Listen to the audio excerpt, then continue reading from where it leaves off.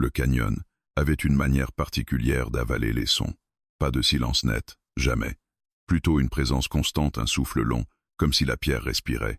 Cette nuit-là, l'hiver s'était posé sur les crêtes avec une lenteur cruelle. La neige ne tombait pas, mais le froid était là, sec et mordant, accroché au repli du relief comme une lame invisible. La cabane du cow-boy tenait au bord d'un étroit plateau, là où le sentier cessait d'être un chemin pour devenir une idée. Un fil de terre durci, serré entre les falaises, qu'on ne trouvait que si l'on savait exactement quoi chercher. À l'intérieur, une lampe à huile tremblait au moindre courant d'air.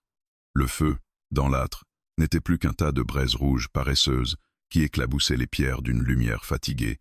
Le cow-boy s'appelait Micah, et il avait passé la moitié de sa vie à croire que les lieux isolés finissaient par vous rendre invisible. Invisible aux dettes, aux hommes, aux regards.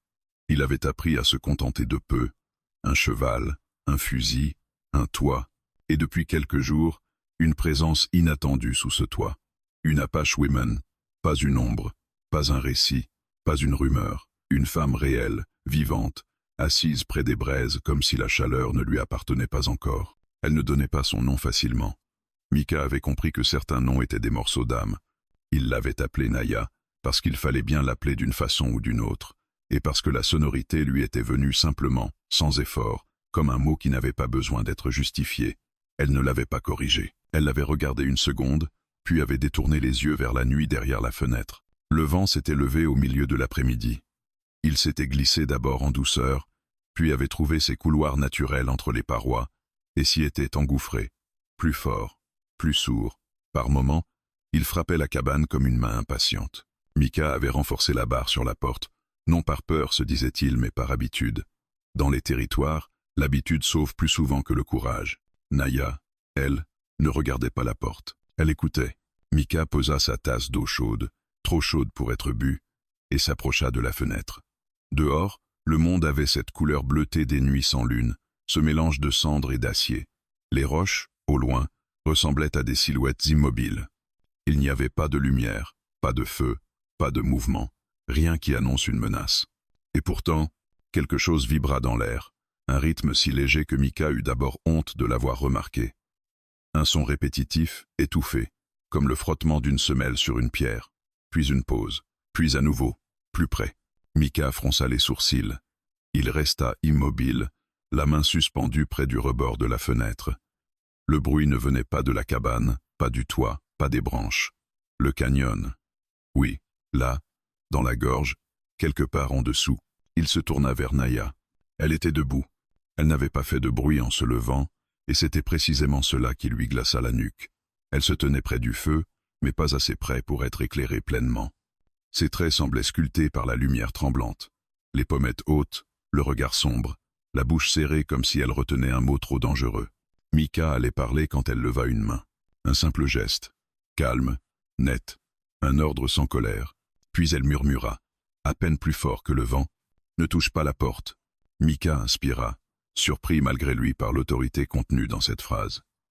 Il sentit une irritation lui monter, une part de lui qui voulait rappeler que c'était sa cabane, son fusil, son territoire. Mais cette part-là s'éteignit en voyant les yeux de Naya. Ce n'était pas de la peur, pas une peur simple, c'était de la certitude.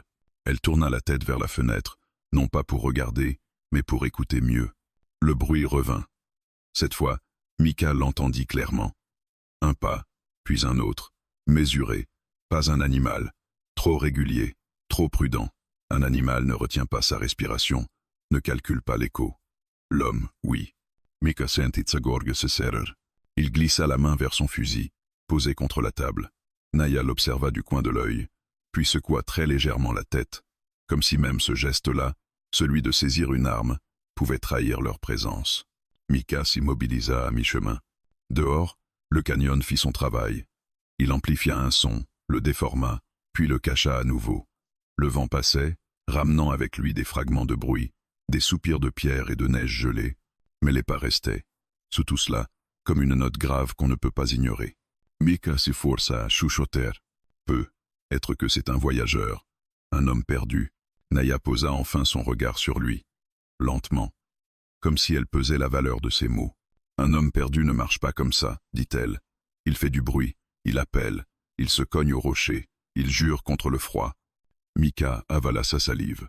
Et cela? Naya détourna les yeux vers l'ombre de la porte. Cela écoute, répondit-elle. Il cherche à savoir si la cabane est habitée, si quelqu'un bouge, si quelqu'un a peur. Le mot peur résonna dans la petite pièce comme une goutte d'eau froide. Mika sentit une colère sourde lui monter au ventre. Qui sont-ils?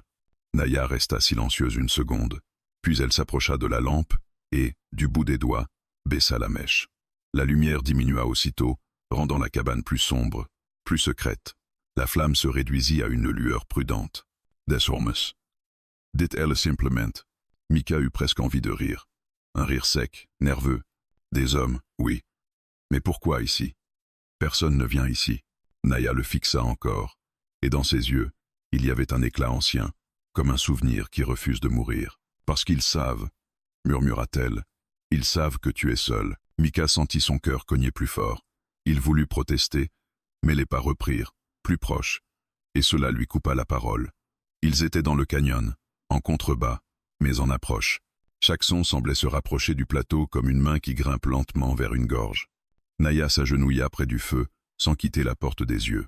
Elle ramassa une poignée de cendres froides et la frotta entre ses doigts, comme si ce geste l'apaisait ou la préparait. Mika, lui, ne tenait plus. Son instinct était celui d'un homme qui a survécu en affrontant, en montrant les dents avant qu'on ne les lui casse. Il fit un pas vers la porte. Naya se redressa d'un bond, silencieuse, et se plaça devant lui. Cette fois, son regard ne laissa aucune place à l'orgueil. Ne touche pas la porte, cow-boy. L'Apache Women a entendu leurs pas dans le canyon. Elle prononça « cowboy », comme on prononce un rôle qu'on vous colle à la peau. Pas une insulte, pas un titre, une réalité. Mika se figea. Il sentit, pour la première fois depuis longtemps, que son territoire n'était pas à lui, que la cabane, le fusil, même le feu, n'étaient que des illusions fragiles face à ceux qui venaient. Il regarda Naya, et il comprit quelque chose d'essentiel. Elle avait déjà vécu une nuit comme celle-ci, peut être plusieurs, et elle était encore là, pas parce qu'elle avait été la plus forte, mais parce qu'elle avait été la plus attentive. Les pas s'arrêtèrent. Un silence plus lourd que tous les autres s'abattit.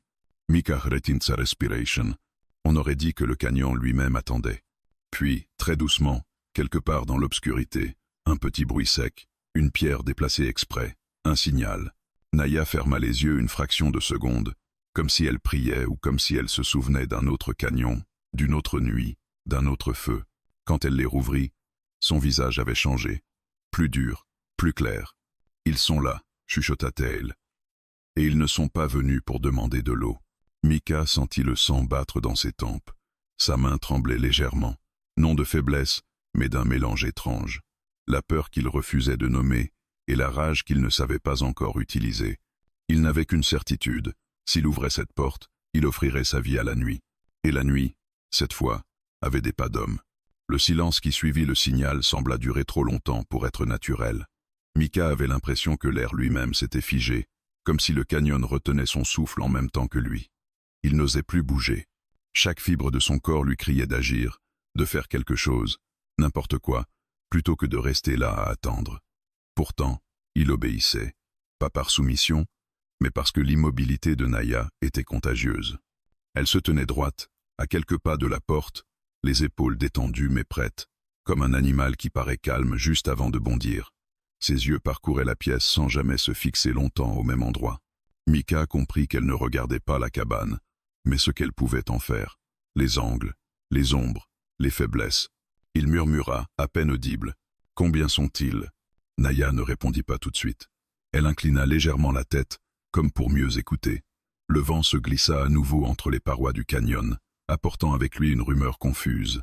Des pas, peu, être, ou seulement l'écho de ceux déjà entendus. La frontière entre les deux devenait floue. « Assez, dit-elle enfin. Toujours assez. Mika serra les mâchoires. Cette réponse ne le rassurait pas, mais il sentait qu'elle était honnête. Il avait connu des hommes qui parlaient pour se rassurer eux-mêmes. Naya ne faisait pas partie de cela. Chaque mot semblait peser, non pour son effet, mais pour sa justesse. Elle se déplaça lentement vers la fenêtre, sans s'y coller, laissant toujours un espace entre son corps et le verre. Elle passa la main près du rebord, sans le toucher, comme si elle testait la température de la nuit. « Ils marchent en demi-cercle, murmura-t-elle. Pas trop près. Ils veulent que tu crois qu'ils hésitent. Mika fronça les sourcils. Pourquoi? Elle se tourna vers lui. Parce que les hommes hésitants sont dangereux. Ils te font baisser la garde. Les vrais chasseurs, eux, savent déjà ce qu'ils vont faire. Un frisson parcourut le dos de Mika. Il n'aimait pas cette manière qu'elle avait de parler d'eux comme d'une force abstraite, presque une règle de la nature. Pourtant, quelque chose en lui reconnaissait la vérité de ses paroles. Il s'approcha de la table, posa lentement la main sur le bois rugueux, cherchant un point d'ancrage. Sa cabane lui semblait soudain plus petite. Les murs, plus fins, comme si la nuit avait grignoté de l'espace sans qu'il s'en rende compte. « Comment tu sais tout ça ?» demanda Tay la voix basse. Naya resta silencieuse quelques secondes. Puis elle s'accroupit près du foyer, ramassa un morceau de bois à moitié consumé et le plaça de façon à ce qu'il cache la lueur des braises sans les étouffer complètement. « Parce que j'ai survécu », répondit-elle simplement. Elle releva les yeux vers lui. Dans leur profondeur, Mika ne vit ni fierté ni tristesse, seulement une lucidité dure, acquise à un prix qu'il n'osait pas imaginer. « Quand j'étais plus jeune, continua-t-elle, je croyais que courir suffisait, que si mes jambes allaient plus vite que leurs pas, j'étais libre. Mais le canyon ne se fuit pas comme une plaine. Il te rattrape toujours, d'une façon ou d'une autre. » Mika sentit une tension étrange lui serrer la poitrine. Il voulait poser plus de questions, comprendre ce qu'elle avait vécu, mais ce n'était ni le moment ni le lieu. La nuit ne leur appartenait pas. Un bruit sourd résonna au loin. Pas un pas cette fois. Quelque chose de plus volontaire. Un caillou lancé contre une paroi, laissant l'écho courir comme un animal affolé. Mika sursauta malgré lui. « Ils testent », dit Naya sans lever la voix. « Ils veulent savoir si tu vas répondre, si tu vas allumer plus de lumière, si tu vas parler. Et si je tire en l'air ?» proposa Mika, instinctivement. Elle secoua la tête. « Alors ils sauront que tu es seul, et nerveux. » Ces mots frappèrent Mika plus fort qu'il ne l'aurait cru. Seul. Le mot lui colla à la peau. Il avait choisi cette solitude, l'avait défendue comme une forteresse. Mais face à la nuit, elle prenait un autre visage, celui d'une vulnérabilité offerte. Naya se leva et s'approcha de lui. Elle ne le toucha pas, mais sa proximité était suffisante pour qu'il sente la chaleur de son corps, contrastant avec le froid qui s'infiltrait par les murs. « Écoute-moi bien, cowboy », murmura-t-elle. « Ces hommes pensent que la peur est bruyante. Ils cherchent un cri, un mouvement, une réaction. Si tu leur donnes le silence, ils douteront. »« Et s'ils n'ont pas de doute ?» demanda Mika. Un mince sourire, sans joie, effleura les lèvres de Naya. « Alors il faudra être plus malin qu'eux. » Elle se détourna et examina la porte de l'intérieur. La barre de bois était solide, mais ancienne. Elle la toucha du bout des doigts, évaluant sa résistance. « Cette porte n'est pas faite pour tenir un siège, » dit-elle. « Seulement pour retarder. » Mika sentit son estomac se nouer. « Retarder quoi? Le moment où ils comprendront que tu n'es pas leur proie idéale. » Elle retourna près de la table et prit une poignée de poussière, qu'elle laissa glisser lentement sur le sol. « Tu vois ça?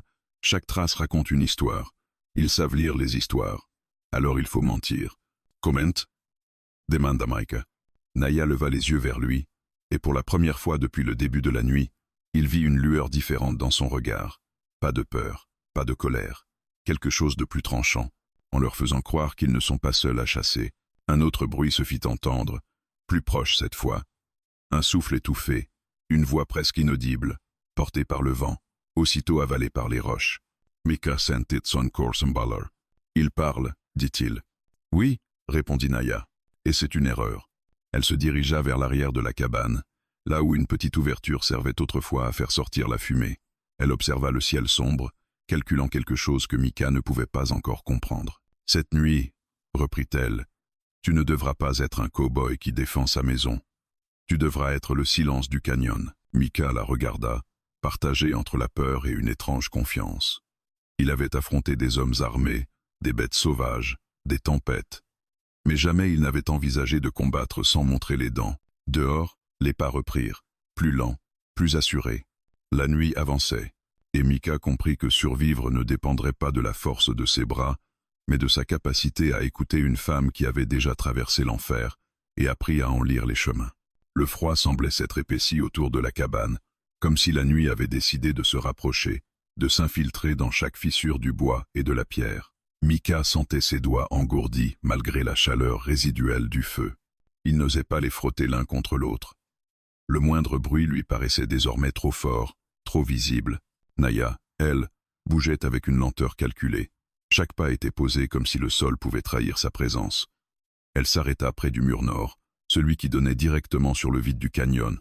Elle posa la paume contre le bois, ferma les yeux un instant, et Mika eut l'impression étrange qu'elle écoutait non pas à travers la cabane, mais à travers la roche elle-même. « Tu crois que cet endroit te protège ?» dit-elle enfin, sans se retourner.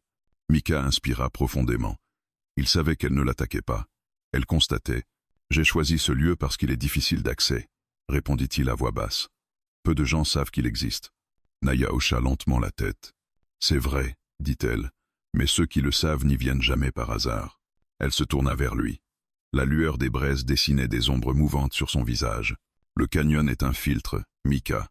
Il ne laisse passer que ceux qui sont prêts à risquer quelque chose. » Ces mots s'enfoncèrent en lui comme une pierre jetée dans l'eau. Il avait toujours cru que l'isolement était une barrière. Naya lui faisait comprendre que c'était aussi un signal. Un bruit sec retentit à l'extérieur, suivi d'un glissement de gravier. Cette fois, Mika n'eut aucun doute. Quelqu'un se déplaçait sur le sentier étroit qui menait au plateau. Trop près, beaucoup trop près. Il se dirigea instinctivement vers la fenêtre, mais Naya lui coupa la route d'un simple mouvement de bras. « Regarder, c'est offrir ton regard, » murmura-t-elle. « Ils sentiront ta présence. » « Alors que faire ?» demanda Mika, la voix tendue. Naya s'agenouilla et ramassa une poignée de terre sèche près de l'entrée. Elle la frotta entre ses doigts, la laissa tomber en un mince filet. « Le canyon aime les erreurs, » dit-elle. « Les hommes aussi. » Elle se releva et désigna la porte. « Cette porte n'est pas ton seul seuil. Le canyon en a d'autres. » Mika fronça les sourcils, cherchant à comprendre. Il suivit son regard vers l'arrière de la cabane, là où le terrain plongeait brusquement dans l'ombre. Il connaissait cet endroit. Une faille étroite, presque invisible, qui descendait entre deux parois abruptes avant de rejoindre un ancien lit de rivière asséché. « Tu veux qu'on sorte ?» demanda Tei, incrédule. Naya secoua la tête. « Pas encore. Pas comme ils s'y attendent. » Un autre bruit se fit entendre, plus clair cette fois, un souffle court, retenu, humain. Mika sentit une sueur froide, lui glisser le long du dos. « Il monte, dit-il. »« Oui, » répondit Naya, et il regarde la cabane comme une promesse. Elle s'approcha de la table et déplaça lentement un tabouret, le faisant grincer légèrement sur le sol. Le son, faible mais distinct, résonna dans la pièce. Mika la fixa, alarmée. « Qu'est-ce que tu fais ? Je leur donne ce qu'ils veulent entendre, » murmura-t-elle. Elle se dirigea ensuite vers la lampe et augmenta la mèche d'un demi-cran, laissant la lumière s'étendre un peu plus largement. Puis elle se recula dans l'ombre. « Ils vont croire que tu es nerveux, » expliqua-t-elle, « que tu te déplaces sans réfléchir. Ils vont penser que tu es seul. » Mika sentit son cœur battre à tout rompre. « Mais je suis seul, » souffla-t-elle. Naya posa enfin sa main sur son avant-bras. Un contact bref, ferme, qui l'ancrait dans le présent. « Non, dit-elle, tu ne l'es plus. » À cet instant, un cri bref résonna au loin, étouffé aussitôt. Un signal, une réponse. Les voix étaient encore trop lointaines pour être distinguées, mais leur présence était indéniable. Mika se rendit compte que le canyon renvoyait les sons de manière étrange. Un pas en bas pouvait sembler venir d'en haut. Une voix sur la droite se répercutait à gauche. Le terrain jouait avec les perceptions comme un miroir brisé. « Ils ne connaissent pas le canyon comme toi, » dit-il. « Personne ne le connaît vraiment, » répondit Naya. « Mais certains savent comment il ment. » Elle s'approcha du mur et frappa doucement, à un endroit précis. Un son creux répondit. Mika n'avait jamais remarqué cette faiblesse dans la structure. « Le bois est mince ici, dit-elle. Derrière, la roche tombe presque à pic. Si quelqu'un essaie d'entrer par la force, il devra se pencher. Et le canyon déteste ceux qui se penchent trop. » Mika comprit. Un frisson d'admiration et de peur mêlé le traversa. « Tu penses déjà à... les pousser ?» Naya ne répondit pas directement. « Je pense à survivre. » Un bruit plus fort résonna soudain contre la porte. Pas un coup, pas encore. Un contact volontaire. Quelqu'un venait de poser la main contre le bois, testant sa solidité. Mika serra les poings. Ils sont là. Naya hocha la tête. Maintenant, ils écoutent ton cœur battre. Elle se glissa vers l'arrière de la cabane, vers l'ouverture dissimulée. Elle en retira une pierre, libérant un passage étroit, à peine visible dans l'ombre. « Si la porte cède, dit-elle, tu ne fuiras pas vers la lumière, tu iras vers le noir. » Mika sentit sa gorge s'énouer. « Et toi ?» Elle les regarda longuement. « Moi je resterai là où ils pensent que tu es. » Le bruit à la porte se répéta, plus appuyé cette fois. Une voix basse murmura quelque chose, incompréhensible mais chargé d'intention. Le canyon semblait se rapprocher, ses parois se resserrant autour de la cabane comme des mâchoires patientes. Mika comprit alors que ce lieu qu'il avait choisi pour disparaître était devenu une arène. Chaque rocher, chaque ombre, chaque écho pouvait être une arme ou un piège mortel. Il regarda Naya, et dans ses yeux, il vit non seulement la peur de cette nuit, mais la mémoire de toutes celles qui l'avaient précédée. « D'accord, dit-il enfin. Dis-moi quoi faire. » Un sourire presque imperceptible se dessina sur les lèvres de Naya. « D'abord, répondit-elle, il faut leur faire croire que le canyon est de leur côté. » Dehors, un premier coup résonna contre la porte, et le piège venait de se refermer. Le coup contre la porte n'avait pas été donné pour la briser. Mika le comprit presque aussitôt. Ce n'était pas une tentative d'entrée, mais une annonce. Une manière de dire « nous sommes là » sans le dire à voix haute. Le bois vibra encore une seconde, puis le silence reprit, plus pesant qu'avant. Naya ne bougea pas. Elle ferma les yeux et inspira lentement, comme si elle cherchait à fixer en elle une image précise. Mika, lui, sentait son corps prêt à exploser d'énergie contenue. Chaque nerf hurlait. Chaque battement de cœur lui semblait trop fort. Il craignait que les hommes dehors puissent l'entendre, comme on entend une bête blessée respirer derrière un buisson. « Ils savent que tu as entendu, » murmura Naya. « Maintenant ils attendent. »« Attendent quoi ?» demanda Mika. « Que tu leur répondes. » Avec une voix, un geste ou une erreur. Un frottement se fit entendre le long du mur extérieur, lent, presque respectueux. Quelqu'un glissait la main sur le bois, traçant le contour de la cabane comme on jauge un animal avant de l'abattre. Mika sentit une rage sourde lui brûler la poitrine. Il avait bâti cet endroit de ses mains. Chaque planche avait été posée pour tenir contre le vent, contre la solitude, pas contre des hommes venus chasser. « Qui sont-ils vraiment » demanda Théil à voix basse. « Pas des hommes, pas ce mot-là. » Naya ouvrit les yeux. La lueur du feu s'y reflétait, mais il y avait autre chose derrière, une mémoire plus ancienne que cette nuit. « Ils ne viennent pas pour voler, dit-elle. Pas seulement. Ceux-là viennent pour ce qu'ils peuvent prendre sans être vus, sans témoins. Maika sentitson, estomac se serrer. » Des chasseurs de femmes. Naya hocha lentement la tête, et parfois de silence. Le frottement à l'extérieur s'interrompit. Une voix murmura quelque chose trop bas pour être compris. Une autre répondit, plus loin. Le canyon attrapa ces fragments de paroles et les déforma, les étira, comme s'il se moquait d'eux. Ils se déplacent comme un groupe habitué à travailler ensemble, reprit Naya. L'un parle, l'autre observe. Un troisième reste en retrait. Ils n'attaquent jamais tous en même temps. Mika se força à respirer calmement. Il se rappela des embuscades qu'il avait connues autrefois, des combats rapides et violents. Mais ici, rien n'était rapide. Tout était lent, calculé. « Comment tu sais tout ça ?» demanda-t-il encore. Naya détourna le regard vers la porte, comme si la réponse se trouvait derrière. « Parce que j'ai déjà été de l'autre côté, » dit-elle. « Pas avec eux, mais face à eux. Ils aiment croire qu'ils possèdent le terrain, qu'ils contrôlent la nuit.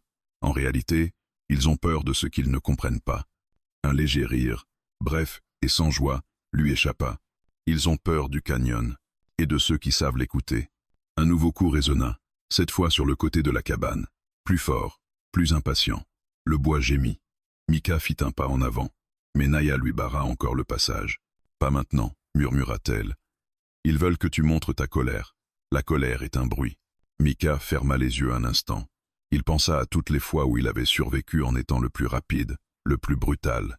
Ici, ses qualités semblaient presque inutiles.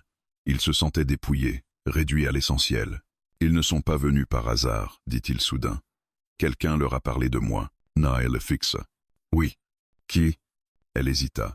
Une fraction de seconde seulement, mais Mika la vit. « Peu importe qui, » dit-elle finalement. « Ce qui compte, c'est qu'ils pensent te connaître. Ils croient savoir comment tu réagis. C'est là qu'ils se trompent. » Dehors, un homme s'approcha de la porte. Cette fois, sa voix se fit entendre, plus claire, volontairement audible. « On sait que t'es là, » lança-t-il. « On veut juste parler. » Le ton était calme, presque amical. Trop. Mika sentit sa mâchoire se contracter. « Ne réponds pas, » souffla Naya. La voix reprit, plus insistante. « Fait froid, cette nuit. On pourrait partager un feu. » Mika sentit la tentation de répondre, ne serait-ce que pour les insulter, pour affirmer son existence. Il comprit alors ce que Naya voulait dire. Répondre, c'était déjà perdre. Un autre homme rit doucement, quelque part dans l'ombre. « Il fait le mort, dit-il, comme tous les autres. Ce rire-là glaça Mika plus que le froid. Nadia se pencha vers lui. Ils ont déjà gagné ailleurs, murmura-t-elle. Ils pensent que cette nuit sera la même. Une cabane, un homme isolé, une fin prévisible. Et si je leur tire dessus? Demanda Mika. Maintenant. À travers la porte. Naya secoua la tête. Alors tu deviendras exactement ce qu'ils attendent. Un homme acculé qui se trahit par la violence. Elle se redressa, droite, presque fière. Ils n'ont pas peur des armes, Mika. Ils ont peur de ne pas comprendre ce qui leur arrive. Un silence lourd s'abattit à nouveau. Puis des pas s'éloignèrent légèrement, comme si le groupe se repositionnait. Mika sentit que quelque chose changeait. La tension n'était plus celle de l'attente, mais celle de la décision. Ils vont tenter quelque chose, dit-il. Oui, répondit Naya. Mais pas là où tu les attends. Elle se dirigea vers le mur arrière et posa la main sur la pierre froide. Il y a toujours un homme qui pense être plus malin que les autres. Celui-là cherchera un autre accès, un angle mort. Comme pour lui donner raison, un bruit sourd se fit entendre, plus éloigné, sur le flanc du canyon. Un pas mal assuré, une pierre qui roule. Ils se séparent, murmura Mika. Oui. Et c'est là que le canyon commence à choisir. Naya se tourna vers lui une dernière fois. Écoute-moi bien. Ces hommes traquent dans l'ombre parce qu'ils ont peur de la lumière, pas celle du feu, celle qui révèle qui ils sont vraiment. Mika inspira profondément. Il sentit la peur toujours là, mais quelque chose d'autre s'y mêlait désormais, une compréhension nouvelle. Cette nuit n'était pas seulement une attaque, c'était une épreuve. Dehors, un cri bref retentit, étouffé aussitôt. Puis le canyon rendit un écho étrange, presque moqueur. La chasse venait de changer de sens. Le cri étouffé s'était dissous dans le canyon comme une braise jetée dans l'eau. Il n'avait pas été assez fort pour alerter immédiatement les autres, mais assez pour tout changer. Mika le sentit avant même de le comprendre. La nuit venait de basculer. Ce n'était plus une attente tendue, ni un jeu de patience. Quelqu'un avait commis une erreur, et dans le canyon, les erreurs avaient des conséquences rapides. Mika resta immobile, les poings serrés, l'oreille tendue. Il cherchait un second cri, une réponse, n'importe quoi qui confirmerait ce qu'il redoutait. Mais rien ne vint, seulement le vent, plus vif, comme s'il balayait les traces d'un événement qu'il n'avait pas envie de raconter. Naya, elle, ferma les yeux un bref instant. Quand elle les rouvrit, Mika y lut une certitude glacée. « Ils vont se hâter maintenant », murmura-t-elle. Quand l'un d'eux disparaît sans bruit, les autres cessent de jouer. Mika sentit sa gorge se nouer. Il pensa à l'homme qui avait quitté le groupe pour chercher un autre accès, à ce qu'il avait trouvé, ou à ce qu'il avait trouvé à sa place. Le canyon n'avait pas besoin de choisir un camp. Il se contentait de punir l'imprudence. « On peut encore partir », dit Mika soudain. Les mots sortirent de sa bouche avant qu'il ait vraiment réfléchi. Une idée brutale, presque lâche, mais instinctive. Il se tourna vers Naya. « Il y a le passage à l'arrière. Si on part maintenant, ensemble, ils penseront que la cabane est vide. On peut disparaître dans le canyon, rejoindre la plaine avant l'aube. » Naya le regarda longuement. Pas avec reproche, pas avec colère. Elle pesait sa proposition comme on évalue une corde avant de s'y suspendre. « Tu pourrais partir seule, » répondit-elle doucement. « Tu irais plus vite. » Mika secoua la tête. « Je ne te laisserai pas ici. » Ces mots le surprirent presque autant qu'ils semblèrent surprendre Naya. Il n'avait pas prévu de les dire ainsi, sans détour. Ils étaient sortis comme une évidence tardive. « Pourquoi » demanda-t-elle. La question n'était ni accusatrice ni curieuse. Elle était nue. Mika chercha ses mots. Il pensa à sa vie d'avant, à ce refuge qu'il s'était bâti, pour ne plus devoir choisir entre se battre ou fuir, à la solitude qu'il avait appelée liberté. Parce que partir maintenant, dit-il enfin, ce serait leur donner raison. Ils sont venus ici en pensant que je fermerais ma porte et que je sauverais ma peau. Si je pars en te laissant, je deviens exactement ce qu'ils imaginent. Naya observa son visage, comme si elle y cherchait une fissure. Ils ne te jugeront pas pour ça, dit-elle. Ils ne jugent jamais. Ils prennent, moi, je me jugerai, répondit Mika. Un bruit de pas précipité résonna soudain dans le canyon. Pas discret cette fois. Les hommes se rassemblaient.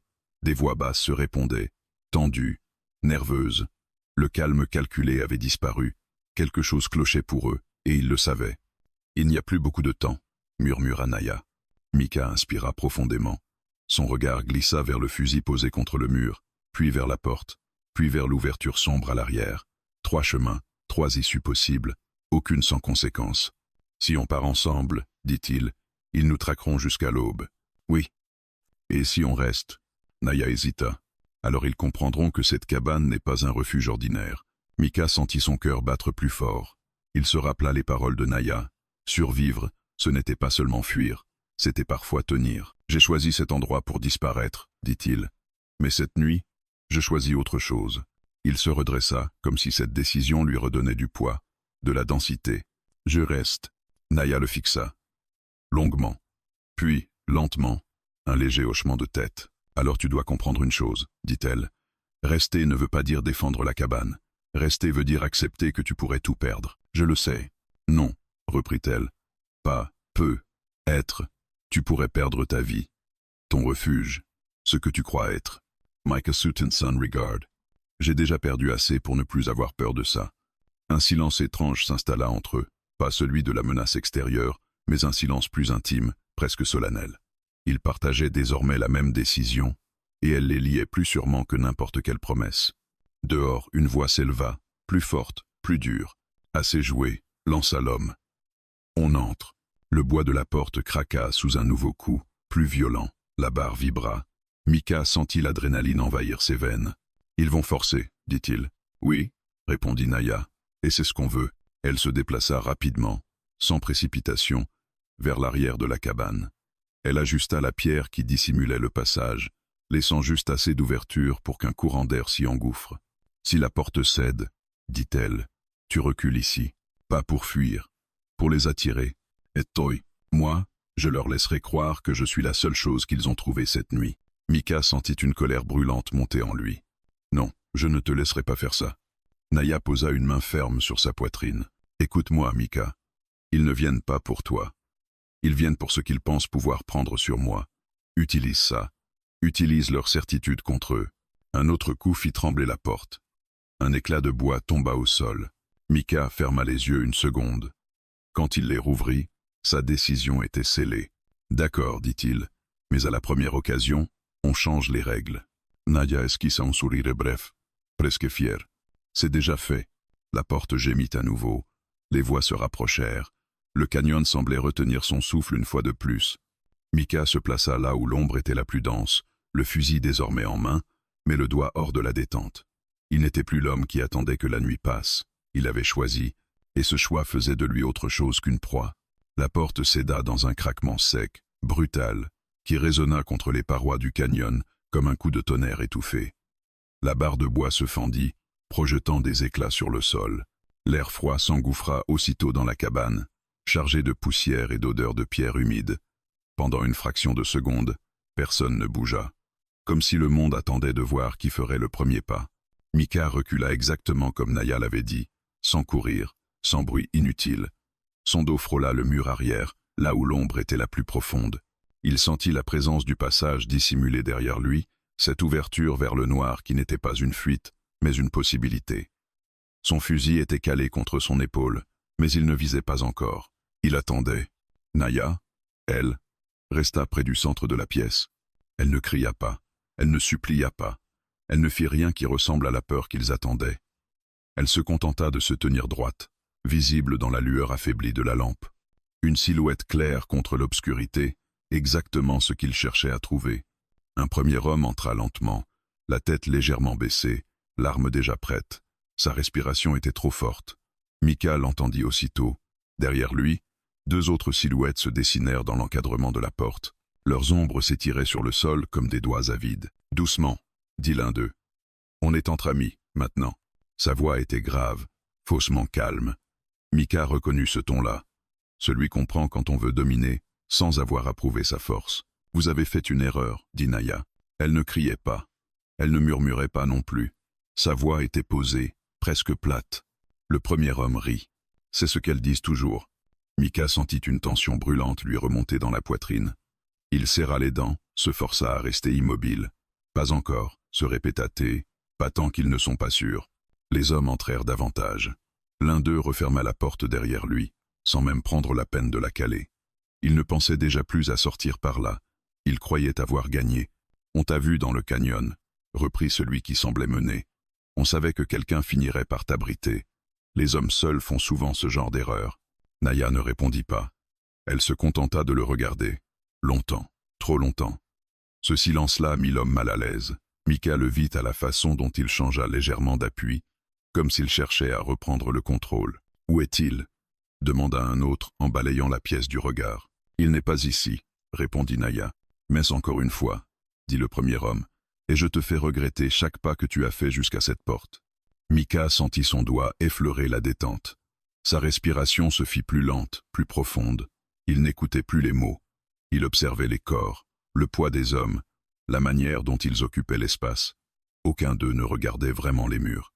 Aucun ne regardait l'ombre derrière Naya. Ils étaient trop concentrés sur ce qu'ils croyaient être la proie.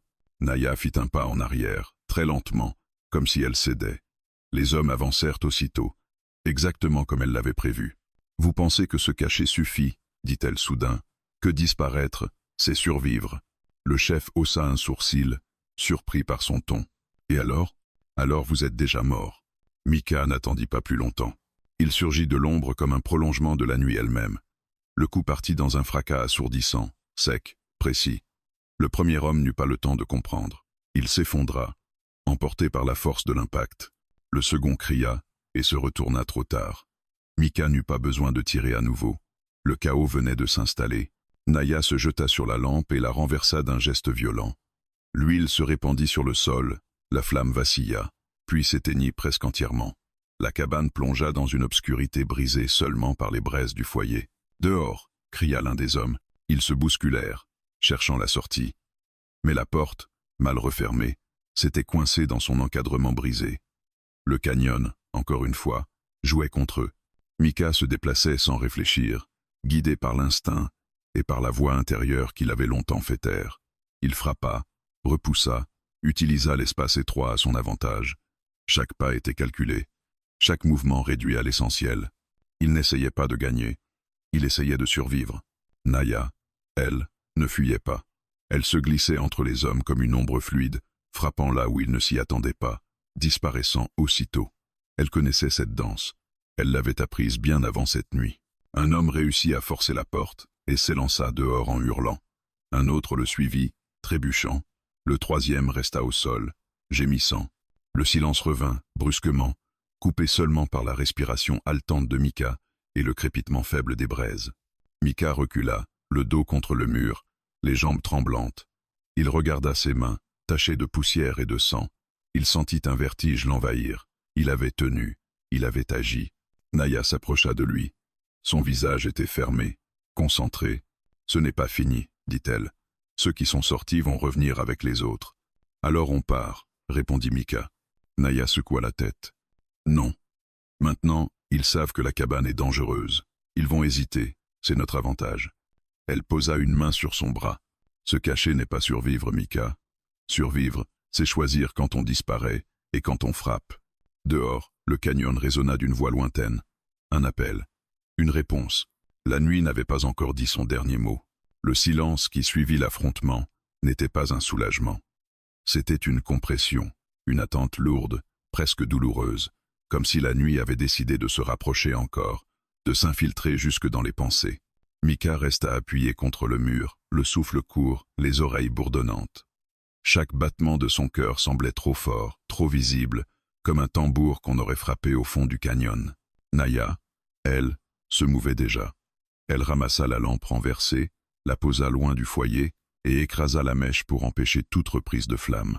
Puis elle dispersa la cendre avec son pied, brouillant les traces, effaçant les lignes trop nettes laissées par la lutte. Elle travaillait vite, mais sans précipitation, comme quelqu'un qui sait que le temps est compté, mais refuse de le gaspiller. « Ils vont nous écouter maintenant, » dit-elle sans le regarder. Chaque pas, chaque souffle. Mika hocha la tête. Il sentait encore la présence des hommes partis dans la nuit, leurs silhouettes avalées par l'obscurité, mais jamais vraiment absentes. Le canyon portait leur mémoire comme il portait les échos. Rien ne disparaissait complètement ici. « Combien restent-ils » demanda-t-il. « Assez pour être dangereux » répondit Naya. « Pas assez pour être confiant. » Dehors, le vent s'était levé davantage. Il s'engouffrait entre les parois, sifflant comme une plainte continue. À certains moments, Mika aurait juré entendre des pas mêlés à ce souffle. Il ne savait plus distinguer ce qui était réel de ce que son esprit projetait. « Ils vont attendre, » murmura-t-il. « Ils vont essayer de nous fatiguer. » « Oui, » dit Naya. « La nuit est leur allié. jusqu'à ce qu'elle ne le soit plus. Elle s'approcha de la petite ouverture à l'arrière et observa l'obscurité. Aucun mouvement visible. Trop calme. Ils savent que nous avons frappé, continua-t-elle. Ils savent aussi que nous sommes encore là. Maintenant, ils veulent nous pousser à sortir, à faire une erreur. Mika sentit une colère sourde lui serrer la poitrine.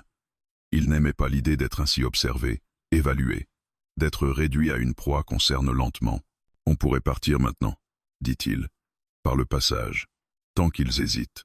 Naya resta silencieuse un instant. Puis elle secoua la tête. Pas encore. Ils s'attendent à ça. Ils ont laissé la porte ouverte exprès. Mika comprit. Une sortie trop évidente devenait un piège. Un cri lointain se fit entendre, porté par le vent. Une voix d'homme, rauque, appelant un nom. Une réponse lui parvint presque aussitôt, plus faible, déformée par l'écho. Les hommes se regroupaient. Ils comptaient leurs pertes. Ils se rassuraient mutuellement. Ils ont peur, dit Mika. Oui, répondit Naya. Mais la peur ne les rend pas forcément prudents. Parfois, elle les rend cruels. Elle s'approcha du foyer et raviva légèrement une braise, juste assez pour qu'elle rougisse. Pas de lumière franche, juste un point de chaleur. Ils vont croire que nous sommes épuisés, expliqua-t-elle, qu'on s'accroche au feu comme à une dernière certitude. Mika observa ses gestes, fascinée malgré la tension. Elle semblait dialoguer avec la nuit, lui parler dans une langue que lui ne connaissait pas. « Tu as déjà vécu ça », dit-il doucement. Naya s'immobilisa. Elle ne le regarda pas. « Pas ici », répondit-elle. « Mais oui, comment ça s'est terminé ?» Elle inspira profondément. « Ceux qui ont survécu ne sont pas toujours ceux qui étaient les plus forts. » Cette phrase resta suspendue entre eux. Mika n'insista pas. Il sentait que chaque souvenir qu'elle évoquait avait un poids, une cicatrice invisible. Un bruit sec résonna soudain à l'extérieur. Puis un autre. Des pierres lancées contre la cabane. Pas pour frapper, mais pour tester, pour provoquer. Ils veulent te faire sortir, lança une voix depuis l'ombre. On sait que t'es blessé. Mika serra les poings. Il n'était pas blessé, pas vraiment. Mais l'homme dehors n'avait pas besoin de vérité, seulement de semer le doute. Il parle à toi, dit Naya. Pas à moi. Pourquoi? Parce qu'il pense que tu décideras pour nous deux. Mika sentit une responsabilité nouvelle peser sur ses épaules. Il comprit que, dans leur esprit, il était le centre de gravité, le point à faire céder. « Tu veux que je réponde » murmura-t-il. « Non, dit-elle aussitôt. Mais tu dois être prêt à le faire. » Les pierres cessèrent. Un silence plus dense s'installa, presque oppressant. Mika sentit ses muscles se tendre malgré lui. L'attente devenait insupportable. Puis un pas résonna, très proche, trop proche, juste de l'autre côté du mur. Naya leva la main, l'arrêta net. « Écoutez » murmura-t-elle. Mika ferma les yeux. Il distingua une respiration. Lente, calculée. Quelqu'un était là, collé au bois, essayant de capter le moindre son à l'intérieur. Le temps sembla se dilater.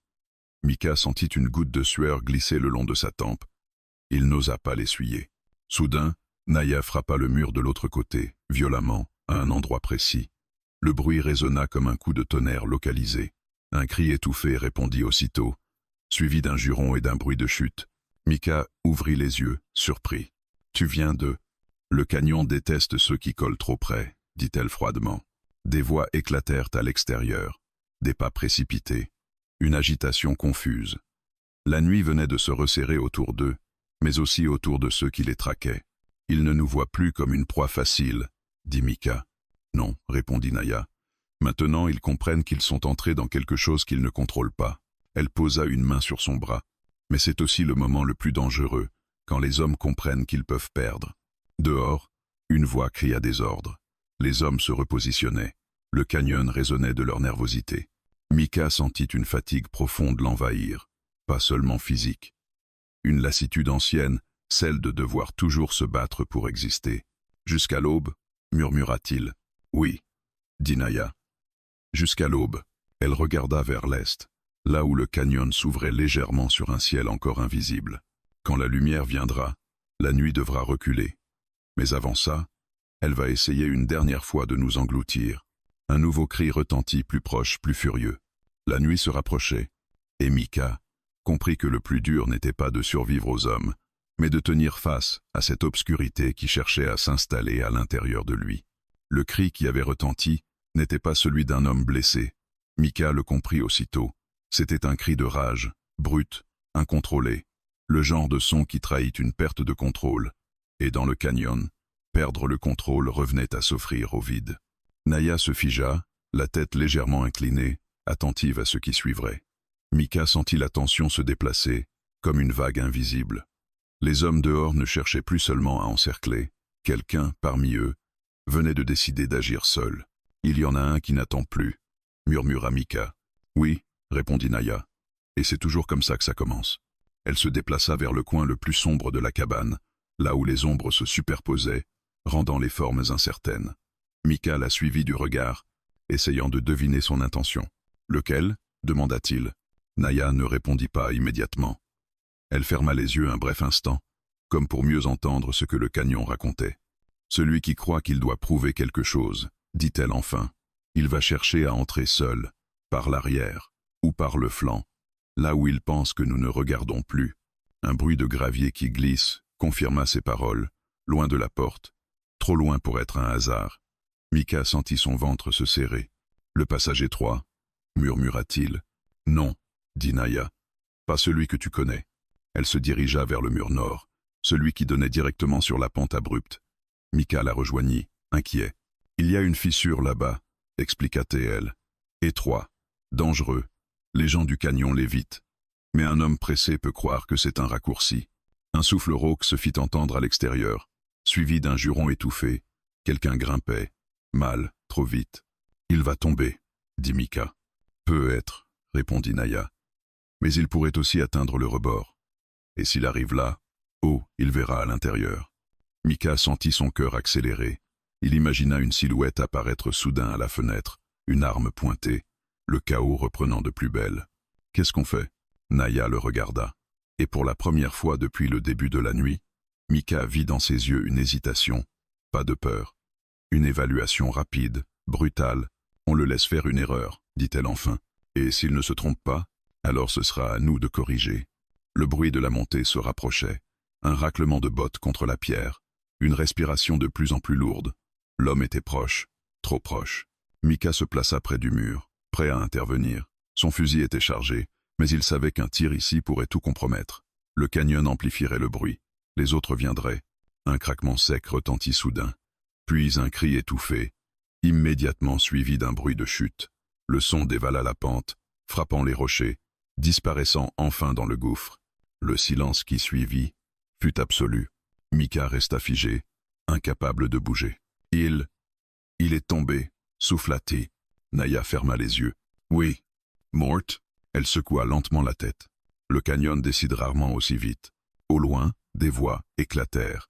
Des cris confus. Des ordres contradictoires. Les hommes avaient entendu la chute. Ils comprenaient maintenant que quelque chose leur échappait totalement. C'était un faux mouvement, murmura Mika. Le premier, corrigea Naya. Elle se tourna vers lui. Et c'est toujours celui-là qui change tout. Parce qu'il montre aux autres qu'ils peuvent perdre. Et quand des hommes armés comprennent qu'ils peuvent perdre, ils deviennent dangereux d'une autre manière. Mika sentit une sueur froide lui glisser dans le dos. Ils vont vouloir se venger. Oui. Mais pas comme avant. Dehors, les voix se rapprochaient de nouveau. Plus nombreuses, plus serrées. Ils se regroupaient près de la cabane, cette fois sans se cacher vraiment. Leur prudence avait laissé place à une colère fébrile. Ils vont essayer de brûler la cabane, dit Mika soudain. Naya hocha la tête. Ou de nous forcer à sortir par la peur. Un bruit de métal s'entrechoquant confirma son intuition. Quelqu'un manipulait un bidon, ou une bouteille. Mika sentit une montée de panique. Si le feu prend, on est piégé. Pas si on part au bon moment, répondit Naya. Elle s'approcha du passage dissimulé à l'arrière et écarta légèrement la pierre. Un courant d'air glacé s'engouffra dans la cabane. Maintenant, ils pensent que nous sommes coincés, expliqua-t-elle, que le feu nous fera sortir en courant. C'est ce qu'ils attendent. Et toi? Qu'est-ce que tu attends? Naya posa son regard sur lui. Intense. Clair. Qu'il fasse le deuxième faux mouvement. Un homme cria quelque chose dehors, puis un autre. Des rires nerveux éclatèrent, trop forts, trop forcés. Il se donnait du courage. Une odeur d'essence parvint jusqu'à la cabane. Mika serra les dents. Ils ne reculeront pas. Non, dit Naya. Mais ils vont se presser. Elle se plaça près de la porte, bien visible dans la pénombre. Quand ils approcheront avec le feu, dit-elle, tu partiras par l'arrière, lentement, sans bruit. Tu longeras la paroi jusqu'au vieux pin tordu. Tu m'attendras là. Et toi. Je les occuperai. Mika sentit la colère et la peur s'entremêler. Non, pas encore. Naya posa une main sur son bras. Mika, écoute-moi. Ce premier faux mouvement a fissuré leur certitude. Maintenant, ils vont agir trop vite, trop fort, et c'est là que le canyon nous offrira une ouverture. Un homme apparut devant la porte, une torche improvisée à la main. La flamme dansait, éclairant brièvement son visage tendu. « Sortez !» cria-t-il. « Ou on brûle tout !» Naya inspira profondément. « C'est maintenant !» murmura-t-elle. Mika sentit son cœur cogner dans sa poitrine. Il jeta un dernier regard à la cabane, à ce refuge qu'il avait cru éternel. Puis il se glissa vers l'arrière, dans l'ombre, exactement comme elle l'avait prévu. Derrière lui, la nuit se refermait. Devant lui, le canyon attendait. Et quelque part, dans la colère des hommes, venait de naître une erreur irréversible.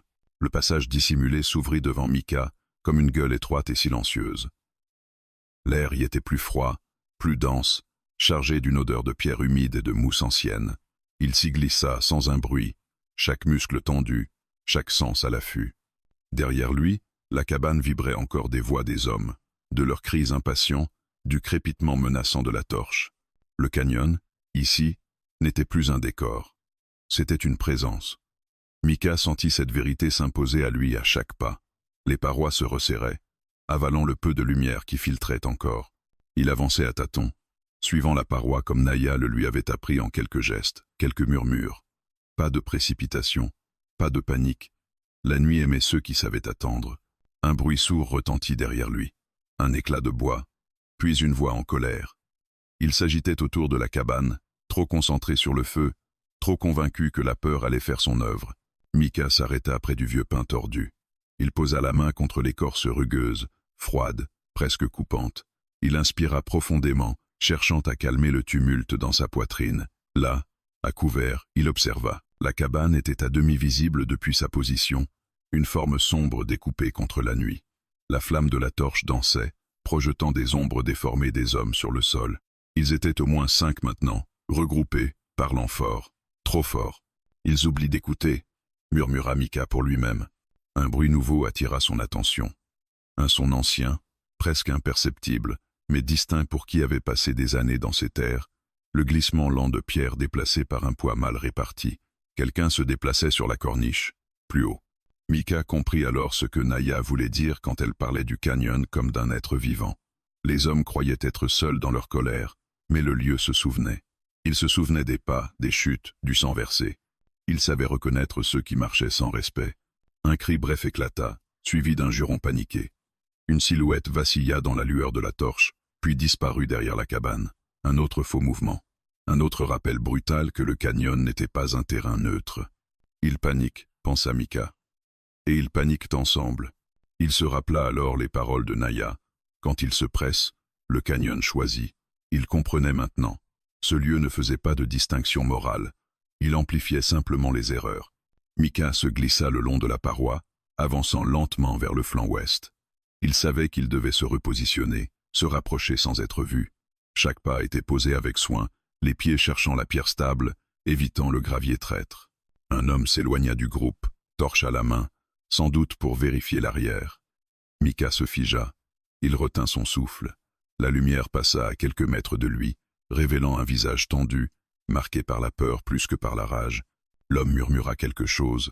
Peut être une prière, peut être une insulte. Puis il se retourna brusquement, effrayé par un bruit que Mika n'avait même pas perçu. Le canyon mentait déjà aux hommes. Mika profita de cet instant. Il se déplaça plus bas, utilisant une avancée rocheuse pour disparaître de la vue. Il n'avait jamais été aussi conscient de son corps, de son poids, de sa respiration. Chaque détail comptait. Un éclat de voix retentit près de la cabane. « Elle n'est plus là !» cria quelqu'un. Elle a disparu. Mika sentit un pincement au cœur. Naya avait bougé. Elle avait quitté sa position. Elle attirait maintenant l'attention ailleurs. « Cherchez-la !» hurla le chef. « Elle ne peut pas être loin. » Les hommes se dispersèrent, leurs silhouettes se fragmentant dans la nuit.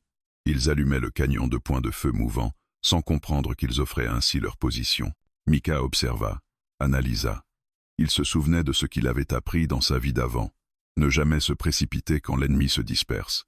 attendre que l'un d'eux se détache trop. Un homme descendit trop vite vers la pente, la torche vacillant dangereusement. Il glissa, se rattrapa de justesse, laissant tomber la flamme qui s'éteignit en touchant le sol humide.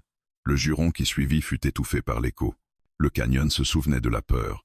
Mika sentit une étrange clarté l'envahir. Il n'était plus seulement un homme qui survivait, il devenait un élément du lieu, une ombre parmi les ombres. Il comprenait enfin ce que Naya avait voulu lui transmettre. Ici, la force brute comptait moins que la mémoire du terrain. Un sifflement discret parvint soudain jusqu'à lui. Court, précis, un signal. Mika se tourna lentement. À quelques mètres, entre deux rochers, il aperçut la silhouette de Naya. Elle était presque invisible, fondue dans la nuit. Elle leva 2 doigts, puis pointa vers le nord. 3 hommes. Mika hocha la tête imperceptiblement. Il se repositionna, longeant la paroi pour se rapprocher du groupe indiqué. Il entendait maintenant leur voix, confuse, nerveuse. « On la retrouvera », disait l'un. « Elle ne peut pas s'être envolée. »« Ce foutu canyon me donne la chair de poule », répondit un autre. « J'aime pas ça. » Mika sentit une détermination froide s'installer en lui. Ces hommes n'étaient plus des prédateurs assurés. Ils étaient des intrus désorientés. Un bruit sec éclata soudain au-dessus d'eux. Une pierre, volontairement déplacée par Naya, roula sur la pente. Les hommes levèrent la tête, surpris. L'un d'eux s'avança pour voir. C'était l'ouverture. Mika surgit de l'ombre, rapide, silencieux. Il frappa, repoussa, désarma. Le combat fut bref, confus, étouffé. Un corps tomba lourdement contre la roche. Un autre s'enfuit en hurlant. Mika recula aussitôt, disparaissant avant que les autres ne comprennent ce qui venait de se passer.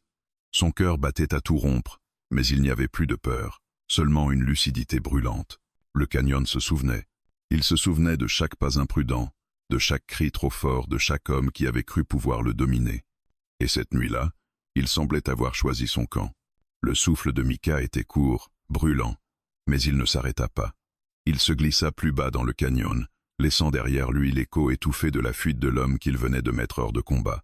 La nuit vibrait encore de cris dispersés, de voix qui se cherchaient sans se trouver. Le groupe était brisé. Pas détruit. Pas encore. Naya apparut à nouveau à sa gauche, surgissant d'un pli de la roche comme si elle avait toujours été là. Elle ne parla pas. Elle posa simplement une main sur son épaule, le temps d'un battement de cœur, puis montra du menton un passage plus large, éclairé par une lueur tremblante. « Lui », murmura-t-elle enfin, « Micah Sweevetson Regard », près de la cabane, à l'endroit où le sentier s'élargissait avant de replonger vers la gorge, un homme se tenait seul. Grand, massif, il ne portait pas de torche. Sa silhouette se découpait à contre-jour, éclairée par les flammes mourantes de la cabane. Il observait le canyon, avec une immobilité presque respectueuse. « Le chef, dit Mika. »« Oui, » répondit Naya. « Celui qui ne crie pas. Celui qui regarde. » Ils restèrent un instant cachés, observant. L'homme ne semblait ni paniqué ni pressé. Il avait compris. Compris que ces hommes avaient été dispersés. Compris que la nuit ne lui appartenait plus entièrement. Il parla, sa voix portant étonnamment bien malgré la distance. « Je sais que vous êtes là, lança-t-il. Vous êtes bon. » Plus que je ne l'avais prévu, Mika sentit une tension particulière l'envahir. Ce n'était plus la peur brute. C'était la certitude qu'ils arrivaient, à un point où les masques tombaient. « On peut arrêter ça, » continua l'homme. « Personne n'a besoin de mourir de plus cette nuit. » Mika serra les dents. « Tu y crois » murmura-t-il à Naya. « Non, » répondit-elle. « Mais il veut y croire. C'est différent. » L'homme fit un pas en avant, levant lentement les mains, paumes ouvertes. Un geste calculé, destiné à paraître apaisant. « Donnez-moi la femme, » dit-il calmement, « et vous pourrez partir. Le canyon ne se souviendra même pas de vous. » Mika sentit une colère froide l'envahir. Une colère sans cri, sans tremblement. « Il te parle à toi, » dit Naya doucement. « Parce qu'il pense que tu décideras. » Mika inspira profondément. Il sortit lentement de l'ombre, le fusil bien visible, mais abaissé. Il s'avança jusqu'à être clairement vu. « Tu crois vraiment que tout ça mène encore à un marché » lança-t-il. L'homme tourna la tête vers lui. Ses yeux brillèrent un instant dans la pénombre. « Les hommes comme toi finissent toujours par choisir la survie, » répondit-il. « C'est humain. » Mika sentit une étrange lucidité l'envahir. « Tu te trompes, » dit-il. « Les hommes comme moi ont déjà survécu. Ce que tu vois ce soir, c'est ce qui reste après. » L'homme esquissa un sourire mince. « Alors tu mourras pour elle. »« Peut-être, » répondit Mika. Mais pas comme tu l'imagines. Naya sortit à son tour de l'ombre, se plaçant à ses côtés. Elle ne dit rien. Sa simple présence changea l'équilibre. Le chef les observa attentivement. Pour la première fois, Mika vit un doute passer dans son regard. « Vous êtes deux, dit-il. Toujours pas assez. Tu as perdu le compte, répondit Mika. Le canyon est avec nous. L'homme ricana. Le canyon n'est avec personne. Si, dit Naya. Avec ceux qui écoutent. Elle fit un pas en avant, lentement, sans arme visible. Le chef la suivit du regard, méfiant. Tu crois comprendre ce lieu, reprit-il. Mais tu ne fais qu'y survivre. Et toi, dit-elle, tu crois le dominer. Le silence s'étira. Le vent passa entre eux, soulevant la poussière, apportant des échos lointains de pas et de voix désorganisées. Dernière chance, dit l'homme. Reculez, laissez-la venir. Je vous jure que je vous laisserai partir. Mika sentit son doigt se rapprocher de la détente, sans la toucher.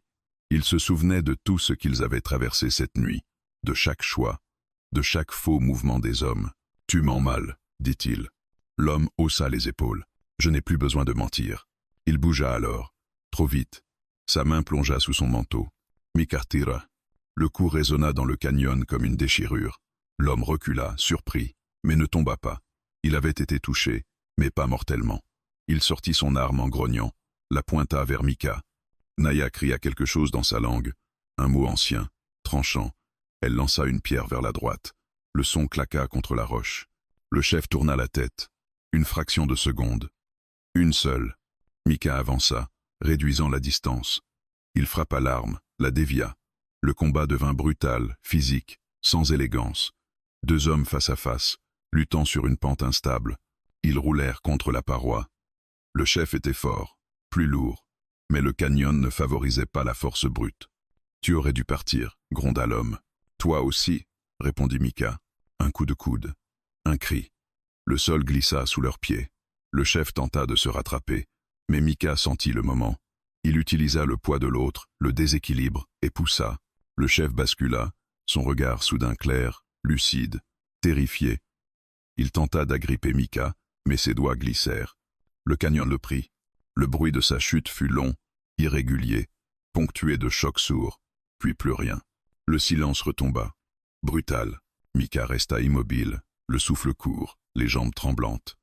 Naya s'approcha de lui, posa une main ferme sur son bras. « C'est fini », dit-elle doucement. Mika regarda le vide, là où l'homme avait disparu. « Non », répondit-il, « mais ça ne nous appartient plus. » Au loin, les voix restantes s'éloignaient déjà.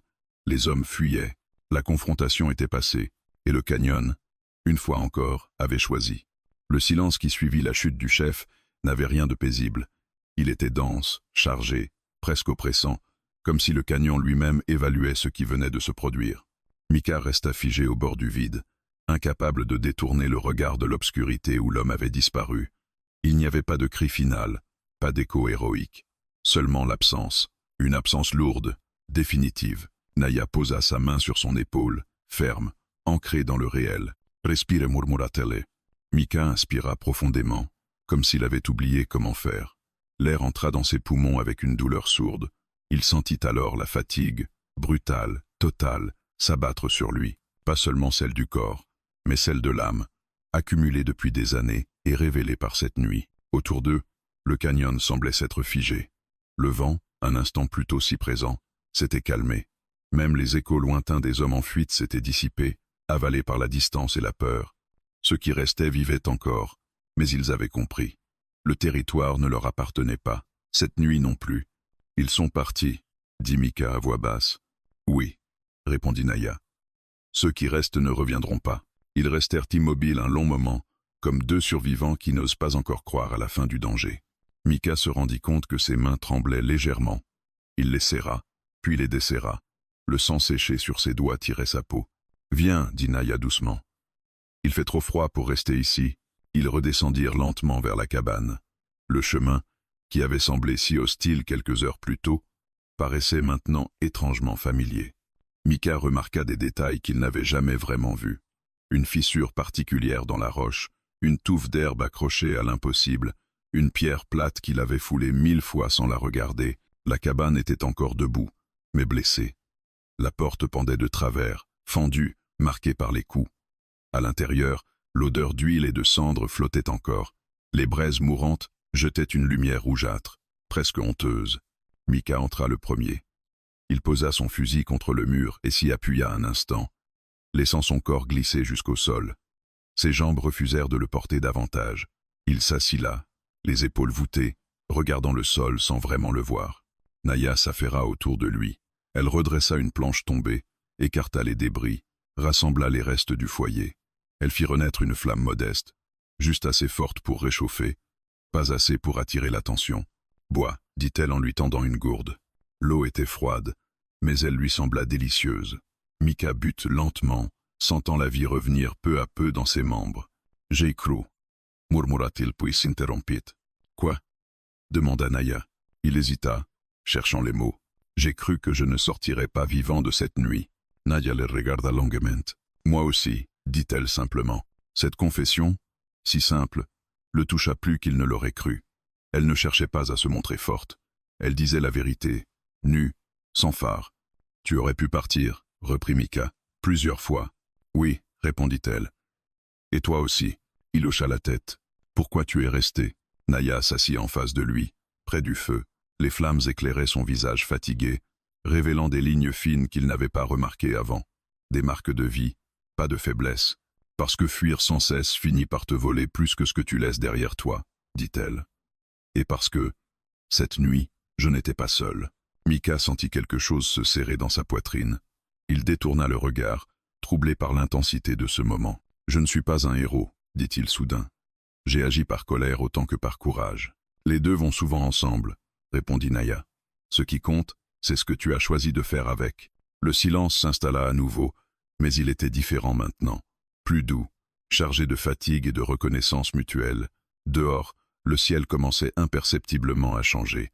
Un noir moins profond, une nuance plus claire à l'est. « L'aube approche », murmura Mika. Naya hocha la tête. Le canyon n'aime pas garder ses secrets trop longtemps. Ils restèrent là, côte à côte, écoutant les derniers souffles de la nuit. Mika se rendit compte que, pour la première fois depuis longtemps, il n'attendait pas que quelque chose arrive. Il était simplement là. « Qu'est-ce que tu vas faire ?»« Après ?» demanda-t-il. Naya réfléchit. « Continuer, » dit-elle. « Marcher. Peu, être resté un peu, si tu me le permets. Le temps de reprendre des forces. » Mika la regarda, surpris par la simplicité de sa demande. « Cette cabane n'est plus seulement la mienne, dit-il. Pas après ce qui s'est passé. » Un léger sourire se dessina sur les lèvres de Naya. Pas un sourire de victoire, mais de reconnaissance. « Alors le canyon se souviendra de toi autrement, dit-elle. » Le feu crépita doucement. Le jour gagnait du terrain. Les ombres reculaient, lentement, comme à regret. Après le silence, il restait quelque chose de fragile, mais précieux. La certitude d'avoir traversé la nuit sans se perdre entièrement. Et pour Mika, c'était peu, être la plus grande victoire. L'aube arriva sans bruit, comme si le canyon, après tant de tumulte, avait décidé de poser une main douce sur ses propres blessures. La lumière glissa d'abord timidement entre les parois, effleurant les rochers les plus hauts, avant de descendre lentement vers la cabane. Les ombres reculèrent, longues et résignées, abandonnant les replis où elles s'étaient tapies toute la nuit. Mika observa ce changement sans bouger. Il était assis près du seuil brisé, une couverture sur les épaules, les yeux fixés sur la ligne pâle du ciel. Chaque respiration lui semblait plus profonde, plus vraie. Le danger n'avait pas totalement disparu, il le savait, mais quelque chose d'essentiel s'était déplacé. La peur n'était plus au centre. Naya sortit à son tour. Elle s'arrêta sur le pas de la porte, comme si elle hésitait à franchir une frontière invisible. Le froid du matin mordait encore, mais la promesse du jour était là, fragile et obstinée. « Le canyon parle différemment à la lumière », dit-elle doucement. Mika hocha la tête. « La nuit le rend cruel », répondit-il. « Le jour, il le rend honnête. » Ils restèrent un moment à regarder le paysage s'éveiller. Les couleurs revenaient lentement, le brun de la roche, le vert discret des buissons accrochés aux pentes, le gris argenté des pierres polies par le temps. Tout semblait identique à la veille, et pourtant rien ne l'était vraiment. Mika se leva avec précaution. Ses muscles protestèrent, rappelant chaque effort, chaque chute évitée de justesse. Il se dirigea vers la porte abîmée, observa les fissures, le bois éclaté. Cette porte avait été sa barrière, son rempart contre le monde. Elle avait cédé, mais il était encore là. « Je la réparerai », dit-il presque pour lui-même. Naya le regarda. « Peu, Être pas tout de suite. Il tourna la tête vers elle, surpris. Pourquoi? Elle s'approcha, posa la main sur le bois fendu. Une porte fermée trop longtemps finit par te faire oublier ce qu'il y a dehors. Cette nuit, elle s'est ouverte malgré toi. Tu as vu ce qui pouvait entrer, mais aussi ce qui pouvait rester. Mika sentit un poids se déplacer en lui.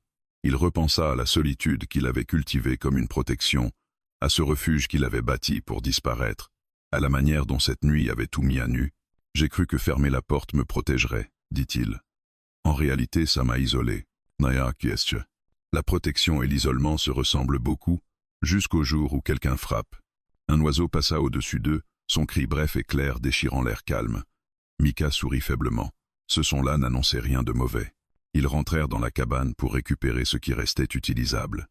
Mika rangea lentement, méthodiquement, comme s'il reconstruisait plus que des gestes familiers. Chaque objet reprit sa place, mais avec un sens nouveau. Le fusil contre le mur n'était plus un symbole de méfiance permanente, seulement un outil parmi d'autres. « Tu peux rester, » dit-il finalement, « aussi longtemps que tu en auras besoin. » Naya s'arrêta. Elle ne répondit pas tout de suite. Elle semblait peser cette offre, non comme une faveur, mais comme une possibilité réelle. « Je ne resterai pas pour me cacher, » dit-elle enfin. « Si je reste, ce sera pour me reposer et pour repartir ensuite, librement. C'est tout ce que je te propose, » répondit Mika. Rien de plus, rien de moins. Un léger sourire passa sur le visage de Naya. Un sourire rare, mais vrai. Ils sortirent à nouveau, cette fois pour de bon. Mika s'avança vers le bord du plateau, là où la vue plongeait dans le canyon. Il observa les profondeurs, les chemins invisibles qui s'y croisaient. Il pensa aux hommes qui avaient cru pouvoir dominer cet endroit. À ceux qui n'avaient pas écouté, « Tu sais, dit-il, j'ai longtemps cru que survivre, c'était tenir seul, ne dépendre de personne. » Naya se plaça à ses côtés. « Et maintenant, je crois que survivre, c'est choisir qui on laisse entrer. » Et pourquoi? Elle le regarda, attentive. « Et tu es prêt à ce choix ?» Mika inspira l'air froid du matin. Il pensa à la nuit, à la peur, à la décision prise quand il aurait pu fuir. Il pensa aussi à l'aube, à cette clarté nouvelle qui révélait tout sans juger. « Oui » dit-il simplement. Ils redescendirent vers la cabane. Mika ramassa un morceau de bois intact et le posa contre l'encadrement brisé, non pour réparer, mais pour soutenir. Une porte imparfaite, volontairement. Une porte qui pourrait s'ouvrir sans se battre. Naya observa le geste. « Le canyon se souviendra de toi, » dit-elle. Pas comme d'un homme qui a résisté, mais comme d'un homme qui a écouté. Mika sourit. Ce compliment-là avait plus de valeur que n'importe quelle victoire. Le soleil monta encore, dissipant les dernières ombres. La nuit s'éloignait, laissant derrière elle ses traces, ses cicatrices, mais aussi sa leçon. La cabane n'était plus un refuge fermé. Elle était devenue un lieu choisi. Mika s'assit sur le seuil, regardant le jour s'installer. Pour la première fois depuis longtemps, il ne ferma pas la porte derrière lui. Et dans le calme retrouvé du canyon, quelque chose semblait enfin en paix.